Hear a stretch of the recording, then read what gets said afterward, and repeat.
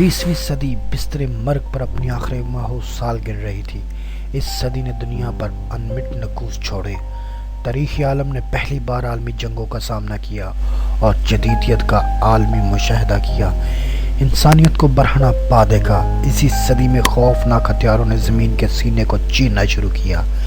یہ صدی جہاں دنیا کی ہولناکیوں اور مصائب کی چشم دید گواہ تھی، وہیں یہ بوڑھی صدی وفا و ہجر کی مثال بننے والوں پر رشک کرتی رہی۔ ابھی 20ویں صدی کچھ سانسیں باقی تھیں، لیکن قدرت اسے اپنے کچھ اور شاہکار دکھانا چاہتی تھی۔ یہ مئی 1999 تھا۔ جنوبی ایشیا میں یہ مہینہ گرمی سے بھرپور ہوتا ہے، مگر پاکستان اور بھارت کی سرحد پر واقع کو ہمالیہ کا سلسلہ یک پستہ سردی کی لپیٹ میں رہتا ہے۔ ایسے میں دنیا کے بلند ترین محاذ پر جنگ کی چنگاری بھڑک اٹھتی ہے۔ یہ ہرگز کوئی معمولی ٹکراؤ نہیں تھا، بلکہ دو ایٹمی طاقتیں زور آزمائی میں مصروف تھیں۔ یہ سنگلاخ چٹانیں اقبال کی شعر کی عملی تفسیر بن گئی۔ دو نیند ان کی ٹھوکر سے صحرا و دریا، سمٹ کر پہاڑ ان کی ہیبت سے رائی۔ وہ ہر صورت کارگل کے محاذ جنگ پر پہنچنا چاہتا تھا۔ اس نے رضاکارانہ طور پر اپنی خدمات پیش کر دی، جو قبول کر لی گئیں۔ اس کی خوشی دیکھنے لائق تھی۔ والدین اس کا صحرا سجانا چاہتے تھے، مگر وہ محاذ جنگ کی طرف لپک رہا تھا۔ والد خورشید خان نے رخصت کرتے ہوئے بس اتنا کہا کہ جیتا رہے میرے شیر۔ اسے جس علاقے میں تعینات کیا گیا وہ ہزاروں فٹ بلندی پر واقع ایک برفزار تھا۔ تاحد نگاہ برف ہی برف، یہاں سبزہ نپید تھا۔ سڑکوں کا وجود تو دور کی بات تھی، برف کی دبیز طے پر سامان اٹھا کر چلنا آسان نہ تھا۔ ایک طرف موسم کے تیور تھے، گرمی کے مہینے میں یہاں سردی سے برا حال تھا۔ مئی کے مہینے کی شروعات ہوئی کہ کارگل سے سخت لڑائی کی خبریں آنے لگیں۔ 17,000 فٹ کی بلندی پر واقع اس محاذ پر دشمن کی زبردست گولہ باری ہو رہی تھی۔ دن بھر بھاری توپخانے سے پاکستانی پوسٹوں پر گولہ باری کی جاتی اور رات کو بھارتی فوج آگے بڑھنے کی کوشش کرتی تھی۔ 3 مئی کے روز کیپٹن کو افسران نے ریکی کا حکم دیا۔ وہ 3 ساتھیوں سمیت روانہ ہوا اور 2 روز بعد موسیٰ مستقر سے اپنے کمانڈنگ آفیسر کو اپنی کارکردگی بتائی۔ افسران بالا کے حکم پر کیپٹن نے یہاں ایک چوکی قائم کر دی، جہاں سے وہ بھارتی پوسٹوں کو نشانہ بنانے لگے۔ بھارتی فوج کے لیے یہ چوکی وبال جان بن گئی۔ بھارتی سینا نے 13 مئی کو اس چوکی کے مقام پر بھاری توپ خانے سے 5 گھنٹے مسلسل شدید گولہ باری کی۔ اس گولہ باری کے بعد بھارتی فوج کو یقین تھا کہ پاکستانی فوجی اگر زندہ بھی ہوئے تو اب اس چوٹی پر نہیں ہوں گے۔ اسی ذہن میں انہوں نے ہیلی کاپٹر کے ذریعے کوئی درجن بھر فوجی چوکی کے عین سامنے اتار دیا۔ کیپٹن نے اپنے جوانوں کو مقابلے کے لیے تیار ہونے کا حکم دیا۔ دشمن اپنی موت آپ مرنے آ گیا ہے۔ کیپٹن نے اپنے آپ سے سرکشی کی۔ وہ سب شدید گولہ باری سے بچنے کے لیے دونوں کے پیچھے چھپے ہوئے تھے۔ بھارتی فوج کی اترتے ہی وہ چوکی پر آ گئے اور ساتھیوں کے ہمراہ دشمن پر فائر کھول دیا۔ آدھے مارے گئے اور باقی فوری طور پر فرار اختیار کر گئے۔ کیپٹن نے فرار ہوتے فوجیوں کو مخاطب کر کے کہا، میں یہاں پر تم لوگوں کی موت کا پروانہ ہوں۔ کیپٹن کی دھاڑ برف پوش چوٹیوں سے ٹکرا کر پوری وادی میں گونج رہی تھی۔ یہ شیر کی دھاڑ تھی جو اس علاقے میں اپنی موجودگی کا پتہ دے رہا تھا۔ کارگل کی چوٹیاں اپنے سینوں پر گولہ باری سہتی رہیں۔ جون کی آخری تاریخیں آن پہنچی۔ کیپٹن کے دل میں جذبات اپنے عروج پر پہنچ چکے تھے۔ کیپٹن ایک گشت کے دوران اشکو نالے میں بھارتی فوج کے کیمپ کا سراغ لگا لیا۔ افسران سے حملے کی اجازت طلب کی، جو فوراً ملی۔ بھارتی فوج کو منہ توڑ جواب دینے کا وقت آن پہنچا۔ کیپٹن نے چند افراد منتخب کیے۔ کیپٹن نے ہتھیاروں میں 2 بھارتی مشین گن، 7 دستی بم، ایک RPG 4 G3 رائفلز اور ایک موٹرولا سیٹ اٹھائے ہوئے 22 جون کی آدھی رات گزر چکی تھی جب ان سرفروشوں کا یہ قافلہ اپنی منزل کی جانب روانہ ہوا۔ جوانوں نے ایک دوسرے کی طرف دیکھا اور کیپٹن نے نعرہ تکبیر بلند کیا۔ وہ سب 4:30 بجے صبح کے وقت دشمن کے کیمپ کے قریب پہنچ چکے تھے۔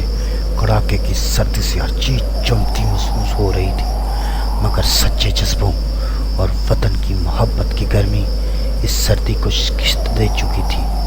وہ سرفروش تھے اللہ ہی کو ملنے کے لیے یہاں آئے تھے۔ کیپٹن نے 2 افراد کے گروپ تشکیل دیے اور 3 گروپس کو بھاری ہتھیاروں کے ساتھ مختلف پوزیشنوں پر تعینات کر دیا۔ جب تک میں نہ کہوں فائر نہیں ہوگا، یہ کہہ کر کیپٹن نے اپنے ساتھ سپاہی عرفان کو لیا اور دشمن کے کیمپ میں اترنے کا فیصلہ کیا۔ کیمپ کے باہر چوکی سب سے پہلے ان کے سامنے آئی۔ اندر 2 فوجی ساری رات فائرنگ کے بعد سو رہے تھے۔ کیپٹن نے سپاہی عرفان کو اشارہ کیا کہ ان لوگوں کا گلا دبا کر مارنا ہے، کوئی آواز نہ نکلے۔ کیپٹن نے اپنے شکار کو تو ہلنے کا موقع ہی نہ دیا۔ دوسرا فوجی عرفان کی گرفت سے نکل آیا، وہ آپس میں الجھ گئے۔ مجبوری میں کیپٹن کو گولی چلانی پڑی۔ گولی چلتے ہی سارا کیمپ بیدار ہو گیا۔ پاکستانی سینا آ گئی، کسی فوجی نے آواز لگائی۔ اتنے میں بھارتی فوج کے کیمپ سے آنے والی گولی عرفان کو آ لگی۔ عرفان زخمی ہو کر گر پڑا۔ اب دونوں طرف سے بارود کی بارش ہو رہی تھی۔ فائرنگ تھمی تو وہ عرفان کو لینے آئے۔ عرفان کے جسم سے خون بہہ چکا تھا۔ اس نے کیپٹن کی طرف دیکھا۔ سر، آپ میری فکر نہ کریں، میرا وقت آ چکا ہے۔ عرفان نے بلند آواز میں کلمہ طیبہ پڑھا اور اپنی جان اللہ کے سپرد کر دی جس کی تھی۔ اسی دوران بھاری توپ خانے اور جنگی ہتھیاروں نے بمباری کا آغاز کر دیا۔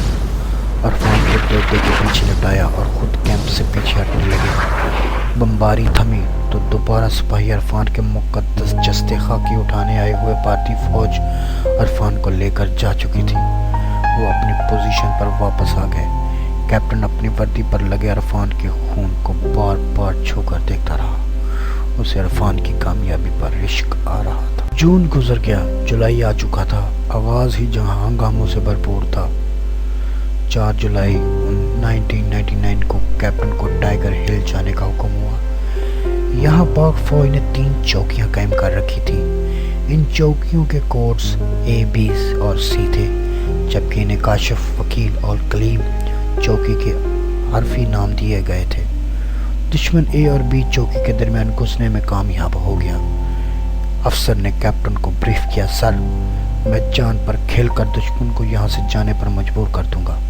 کوئی شک؟ افسر نے بریفنگ کے اختتام پر پوچھا۔ نو سر۔ کیپٹن کا رواں رواں ذوق شہادت سے لبریز ہو چکا تھا۔ کیپٹن نے علاقے میں پہنچ کر صورتحال کا جائزہ لیا۔ کیپٹن نے صبح حملہ کرنے کا فیصلہ کیا۔ اگلی صبح کیپٹن عمار بھی ٹیم کا حصہ بن چکے تھے۔ کمپنی کے سارے جوان آج کچھ کر گزرنا چاہتے تھے۔ بھارتی فوج ٹائیگر ہل کی پوزیشن ہر صورت حاصل کرنا چاہتی تھی۔ کیپٹن نے حملے کا آغاز کر دیا۔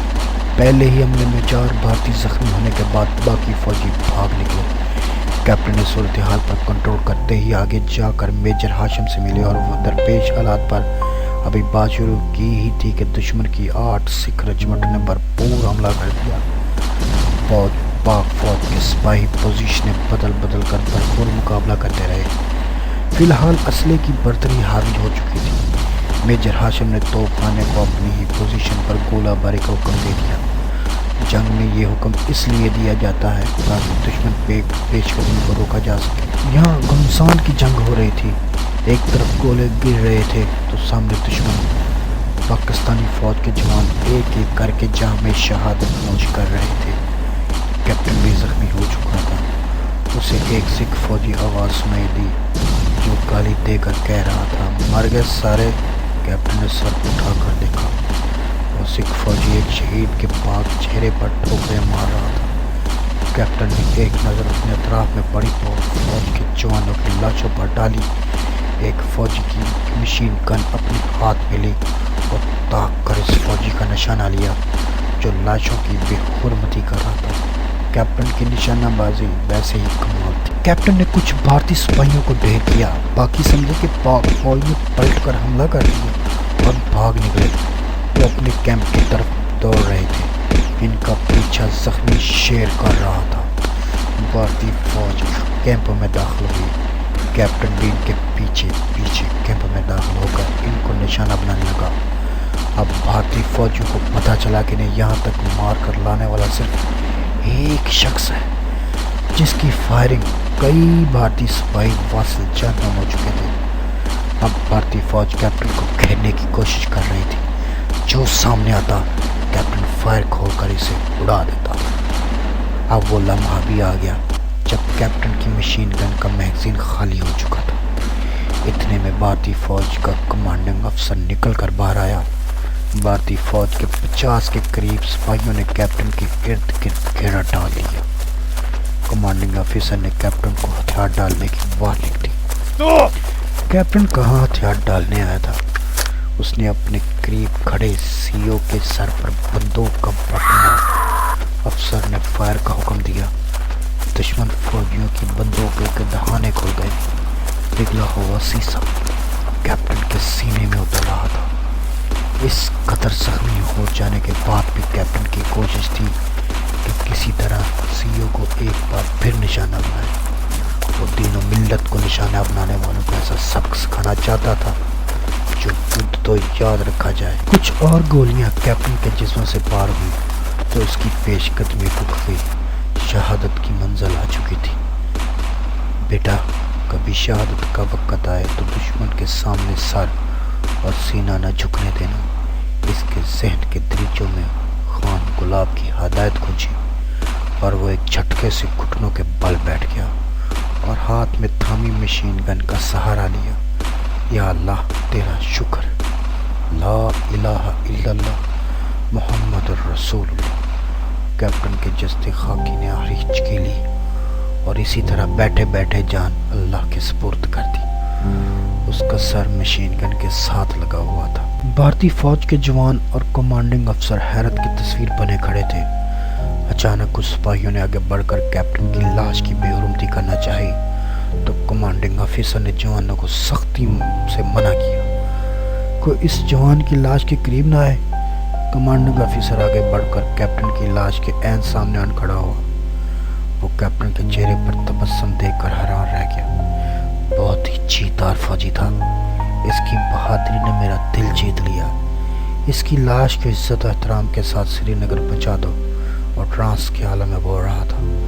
بھارتی کمانڈنگ افسر نے کپتان کی لاش کو عزت و احترام کے ساتھ اعلیٰ انتظامیہ تک پہنچا دیا اور ساتھ اپنے افسروں سے اس کی بہادری کا اعتراف پاکستانی حکومت تک پہنچانے کی درخواست کی، جو قبول کر لی گئی۔ 18 جولائی کی آدھی رات گزر چکی تھی۔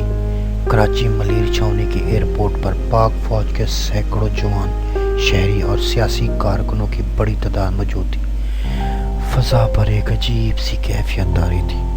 وہ سب دہلی سے آنے والی پرواز کا انتظار کر رہے تھے۔ انتظار کی گھڑیاں ختم ہوئی۔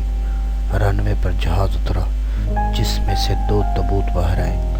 ایک تابوت میں کیپٹن کا جسد خاکی تھا جبکہ دوسرے فوجی کی شناخت ہونا باقی تھی۔ بلوچ رجمنٹ کے جوانوں نے تابوت جہاز سے اتارے اور مارچ کرتے ہوئے لوگوں کے سامنے زمین پر رکھ دیے۔ لوگوں کی آنکھیں فخر کے آنسو سے نم ہو رہی تھی۔ اور کیوں نہ ہوتی کہ دھرتی کے بیٹے نے بہادری اور وفا کی وہ مسائل قائم کر دی جسے رہتی دنیا تک یاد رکھا جائے گا۔ یہاں سے اس کے تابوت کو پہلے اسلام آباد اور پھر اس کے آبائی علاقے نواں قلعہ پہنچا دیا گیا۔ وہ نواں قلعہ کی تاریخ کا سب سے بڑا جنازہ تھا۔ نواں قلعہ کی زمین اپنے ثبوت کے انتظار میں بائیں پھیلائے ہوئی تھی۔ یہ تھا کارگل کا شیر، کیپٹن کرنل شیر خان۔ داد شجاعت دیتے ہوئے جام شہادت نوش کرنے پر کیپٹن کرنل شیر خان کو نشان حیدر دیا گیا اور وہ زندہ و جاوید ہو گئے۔ پاکستان زندہ باد، پاک فوج زندہ باد۔ نئے آنے والے معزز مہمانوں سے گزارش ہے، اگر آپ کو ہماری ادنیٰ سی کاوش پسند آ رہی ہے تو پلیز چینل کو ضرور سبسکرائب کیجیے اور ساتھ موجود گھنٹی کے آئیکن کو بھی دبا دیں تاکہ آنے والی کسی بھی ویڈیو کا نوٹیفیکیشن آپ سے مس نہ ہو۔ اور ہاں، لائک اینڈ شیئر ضرور کیجیے گا۔